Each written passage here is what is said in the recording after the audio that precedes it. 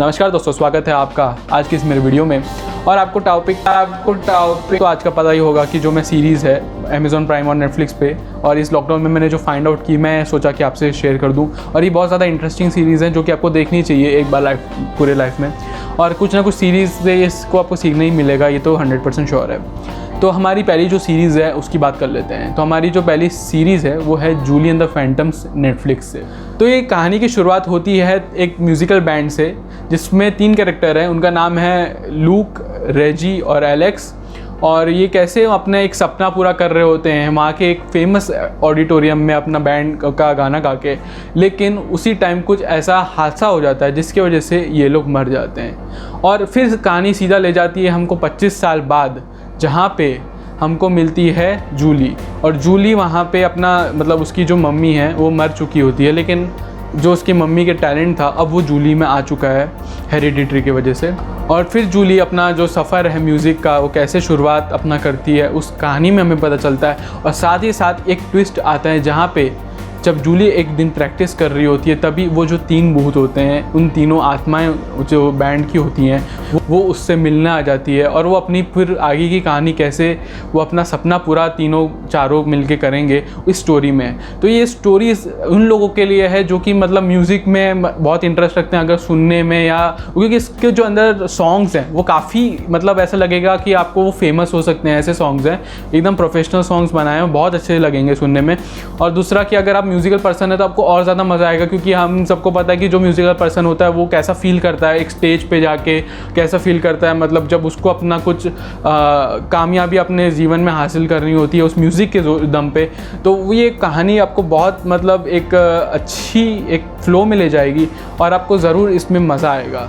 तो ये Jully and the phantoms को मैं एक बिंज वॉच की तरह के कैटेगरी में रख सकता हूँ, जो कि आपको एंटरटेनमेंट तो देगी, साथ ही साथ आपको इमोशनल और अलग अलग इमोशंस से ले जाते हुए अप एंड डाउन है उसमें, और बहुत ज़्यादा एक बोलते हैं एंगेजिंग स्टोरी रहेगी।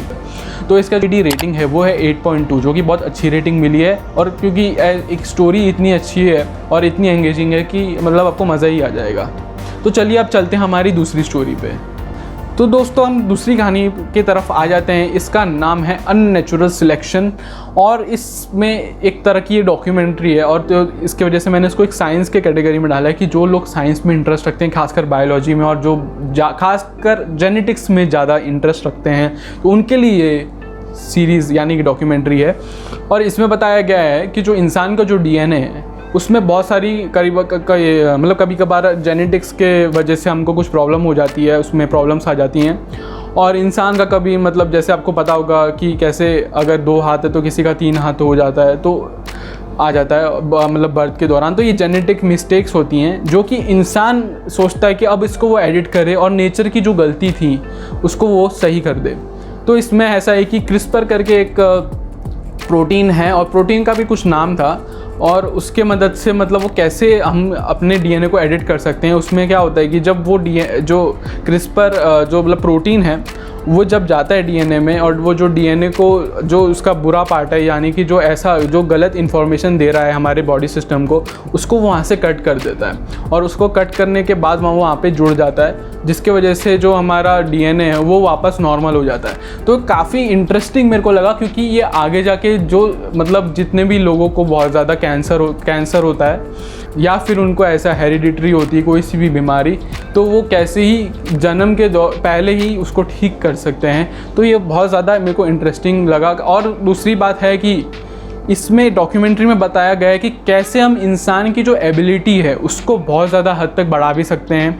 किसी को इतना एडिट कर सकते हैं कि वो हमको पता चल जाए कि वो जब पैदा होगा तो कौन से फील्ड में उसको जाना चाहिए। जैसे कि कोई म्यूज़िक है, अगर क्रिएटिव फील्ड है, इंजीनियरिंग, यानी इंजीनियरिंग तो खैर मतलब यानी मैथ्स यानी एनालिटिकल थिंकिंग, अगर ऐसी कुछ चीज़ें पहले से उसके दिमाग में बढ़कर अपने आप ही IQ लेवल उसका ज़्यादा बढ़ा रहे तो कैसे कर सकते हैं। तो मेरे को बहुत ज़्यादा इंटरेस्टिंग, थोड़ी सी डार्क डॉक्यूमेंट्री लगी, और बहुत लोगों के लिए जो कैसे उनके लिए जीने का तरीका को आसान बना सकती है, वो बहुत ज़्यादा इंटरेस्टिंग लगा। तो मैं ये रिकमेंड करूँगा आपको, आप ज़रूर देखें। और जो साइंस में खैर इंटरेस्ट रखते हैं तो उनको तो पक्का देखनी चाहिए सीरीज़। तो अननेचुरल सिलेक्शन की रेटिंग है 8, जो कि बहुत अच्छी रेटिंग है और लोगों ने काफ़ी इसको पसंद किया है क्योंकि इसका जो कॉन्सेप्ट है वो काफ़ी अलग फ्यूचरिस्टिक है और थोड़ा सा डार्क भी है, क्योंकि कैसे हम लोग एडिट करके इंसान को अपग्रेड करेंगे, उसका इवोल्यूशन कर सकते हैं हम आगे, तो इसको इस सीरीज़ में दिखाया गया है। तो अब हमारी तीसरी जो स्टोरी है उसके तरफ चलते हैं। तो उस सीरीज़ का नाम है इनसाइड बिल गेट्स ब्रेन।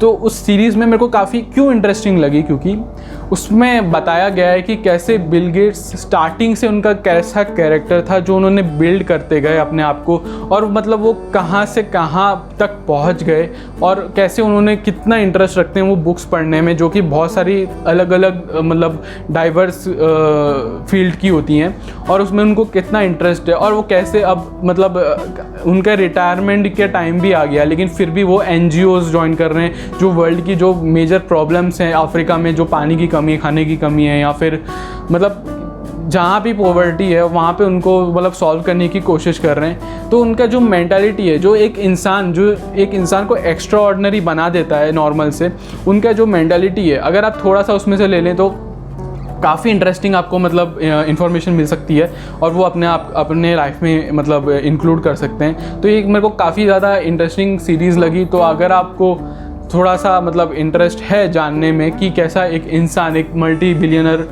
इंसान कैसे अपने फील्ड में पहले नॉर्मल से एक्स्ट्रा ऑर्डिनरी बन गया अपने कुछ हैबिट्स से, तो ये बहुत इंटरेस्टिंग सीरीज़ है उन लोगों के लिए। तो इसकी रेटिंग है 7.9, जो कि बहुत अच्छी रेटिंग है और इसको मैं ज़रूर रिकमेंड करूँगा कि आप देखें, और लोग ने काफ़ी पसंद भी की है, तो मैं इसलिए ज़रूर रिकमेंड करूँगा कि आप इसको देखें और अपने लाइफ में कुछ ऐसी हैबिट्स अपने इंक्लूड करें और आगे बढ़ें। तो आ गए हमारी 4th सीरीज़ में, इसका नाम है क्रीप्ड आउट। आपने काफ़ी बार ब्लैक मिरर के बारे में सुना होगा, काफ़ी इंटरेस्टिंग सीरीज़ है, मेरे को भी बहुत ज़्यादा इंटरेस्टिंग लगी, लेकिन फिर मैंने आगे कुछ ऐसी सीरीज़ देखी, उसका इनमें से ये वाली सीरीज़ मेरे को मिली क्रीप्ड आउट। क्रीप्ड आउट में से मैं देखी, उसमें सारी पूरी सीरीज़ में से कुछ एपिसोड्स बहुत ज़्यादा इंटरेस्टिंग है, जो कि मेरे को मतलब सही में लगे कि टीनेजर्स को देखने चाहिए, क्योंकि उसमें लास्ट में एक ऐसे मैसेजेस होते हैं जो कि टीनेजर्स आज के ज़माने में जैसे कर रहे होते हैं, जैसे कि वो ज़्यादा मोबाइल या ज़्यादा टेक्नोलॉजी का यूज़ कर रहे हैं, कंप्यूटर पर बैठ रहे हैं, गेम खेल रहे हैं ज़्यादा, तो ऐसे कुछ एपिसोड्स देखने मिलेंगे कि वो थोड़ा सा एग्जैजरेटेड वे में दिखाया गया है, लेकिन उसमें से लास्ट में आपको कुछ ना कुछ ऐसा मैसेज मिल जाएगा कि आपको वो मतलब लगेगा कि हाँ यार ये एक मीनिंग बनाता है। तो मैं इसलिए ज़रूर बोलूँगा कि कोई टीनेजर्स हो या आप भी बड़े भी हैं वो भी देख सकते हैं, और बहुत ज़्यादा इंटरेस्टिंग लगी मेरे को। तो इसकी डी रेटिंग है 6.6 है, माना इसकी कम डी रेटिंग, लेकिन इसकी मैंने जैसे कि बताया कि सीरीज़ में कुछ एपिसोड्स ऐसे हैं जो कि बहुत ज़्यादा मेरे को इंटरेस्टिंग लगे और लोगों को देखने चाहिए, तो इसलिए मैंने इस कैटेगरी में इसको 4th नंबर पर रखा है। तो चलिए अब हमारी दूसरी सीरीज़ पे चलते। तो दोस्तों हम आ चुके हैं हमारी लास्ट एंड 5th सीरीज़ पे। तो जितनी भी मैंने ये 4th जो 1st, 2nd, 3rd, 4th जो सारी सीरीज़ बनाई, इसका मतलब ये नहीं कि ये अच्छी है, इससे ज़्यादा ये अच्छी है, ये सारी एक ही कैटेगरी में यानी मतलब एक ही लेवल पे है, जो कि बहुत ज़्यादा इंटरेस्टिंग है। तो अब 5th जो हमारी सीरीज़ है उसका नाम है अनडन। अनडन में एक लड़की होती है एल्मा करके, जो कि अपने लाइफ से बहुत मतलब बोर हो चुकी होती है, क्योंकि एक ही रूटीन वो फॉलो कर रही होती है। तो एक दिन होता क्या कि वो अपने कार से जा रही होती है और उसको अपने मरे हुए पापा की आत्मा दिखती है, और जिसकी वजह से उसका ध्यान वहाँ चले जाता है और एक कार आके ठोक देती है। कार के एक्सीडेंट के वजह से जब वो हॉस्पिटल में उसकी आंख खुलती है तो वो अपने पापा को अपने बाजू में मतलब बैठा देखती है। तो उसके पापा जहाँ उसको बताते हैं कि उसका एक्सीडेंट उसके पापा ने ही करवाया है। और ये जो सीरीज़ है इसके अंदर फिर आगे हमें पता चलता है कि कैसे फिर वो अपने पापा की जो एक गलती थी जिसके वजह से उनकी डेथ हो गई थी कुछ साल पहले, वो कैसे फिर से टाइम में जाके, क्योंकि हमेशा जो टाइम है उसको हम लोग लीनियर माना है कि हमेशा टाइम एक डायरेक्शन में जाता है। तो इसमें बताया गया कि कैसे अल्मा को सर में चोट लगने के वजह से उसका जो सबकॉन्शियस और कॉन्शियस ब्रेन है वो एक्टिवेट हो जाता है, दोनों फुली वर्क करने लगते हैं, और उसके वजह से उसको आउट ऑफ बॉडी एक्सपीरियंसेस होने लगते हैं। वो टाइम में आगे पीछे जा सकते सकती है, कैसे वो बार बार एक ही समय को लूप में चलाकर बार बार उस सिचुएशन के अलग अलग तरीके से उसको ठीक कर सकती है। इसमें यह बताया गया कि मेरे को बहुत ज़्यादा क्योंकि इंटरेस्टिंग लगा, क्योंकि एक बहुत सारे कॉन्सेप्ट्स ऐसे मैंने सुने हैं लेकिन आज तक ऐसे देखा नहीं था। और ये फिल्म जो है एनिमेशन में, तो आपको बहुत ज़्यादा एक क्या बोलते हैं कि जो एक्सपीरियंस एनिमेशन के थ्रू क्रिएट कर सकते हैं वैसा क्रिएट किया गया है, क्योंकि जो रियल लाइफ में ऐसे एक्सपीरियंसेस क्रिएट करना थोड़ा मुश्किल रहता है, लेकिन एनिमेशन से इसको बहुत ज़्यादा अच्छा किया गया है इसके एक्सपीरियंस को। लेकिन फिर आगे हमें पता चलता है, इस कहानी में अब आगे जाते हैं जहाँ पे अलमा अपने बहुत सारे मेंटल प्रॉब्लम से गुजर रही होती है। उस लोगों को लगता है कि उसको मेंटली बीमार है वो। तो आगे कहानी जाती है अलमा की बहन की जो शादी होती है। तो शादी में वहाँ पे कुछ प्रॉब्लम्स आ जाती है अलमा के वजह से, क्योंकि वो मतलब अपने ब्रेन की वजह से काबू में नहीं रह पाती, क्योंकि अब उसके बाद ब्रेन पे इतना ज़्यादा जोर आ गया है, जिसकी वजह से वहाँ पे कुछ वो सिचुएशन ऐसी क्रिएट कर देती है जिसको वो लूप में चला के बार बार ठीक करने की कोशिश कर रही होती है, और वो ठीक हो भी जाती है फिर।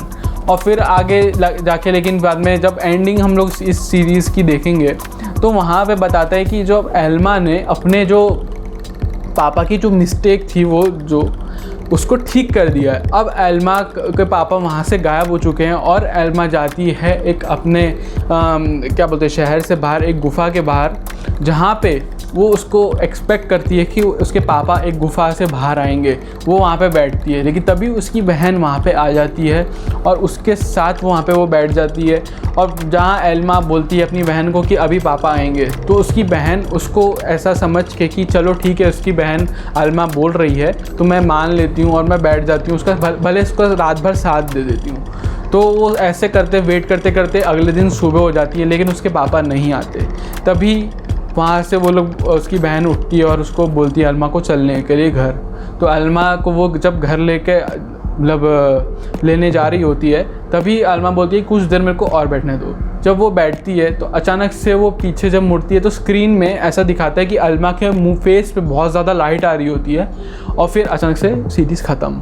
तो इस सीरीज़ में लास्ट में हमको यही बताया गया है, एक नगेट छोड़ा गया है कि कंफ्यूज किया गया है कि ये अलमा का सही में एक ऐसी कुछ पावर्स आई थी जहाँ पे वो अपने पापा के साथ बात कर रही थी, आउट ऑफ बॉडी एक्सपीरियंस ले रही थी, नेचर के जो पावर्स है, जो असलियत रियलिटीज़ है वो देख पा रही थी, और या फिर उसको स्क्रिज़ोफ्रेनिया है जो कि उसको सिर्फ लग रहा था कि वो चीज़ें देख रही है, लेकिन जबकि वहाँ पे वो था ही नहीं, वो असली में बीमार थी ब्रेन से। तो एक डायरेक्टर ने हमको लास्ट में ऐसे कन्फ्यूजन पैदा कर दिया है, लेकिन इसकी जो असलियत है वो अब जब नेक्स्ट सीरीज़ आएगी, इसका नेक्स्ट पार्ट बनेगा, तभी हमको पता चलेगा। तो उम्मीद करता हूँ कि ये सारी जो आपको स्टोरीज़ हैं वो आप देखेंगे और आप ज़रूर कुछ ना कुछ अच्छी एक्सपीरियंस लेंगे इसमें से, और आपको बहुत ज़्यादा एंगेजिंग स्टोरीज़ लगेंगी इन सभी की।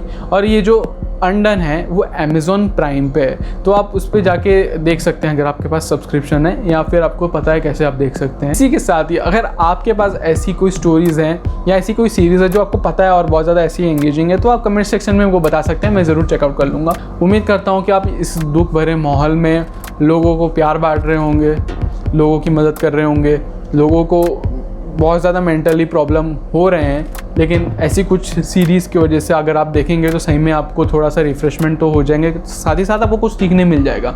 तो इस वजह से मैंने ये 5 ऐसी स्टोरीज़ आपके सामने ला के रखी जो कि काफ़ी इंसान को रिफ़्रेश कर सकती है।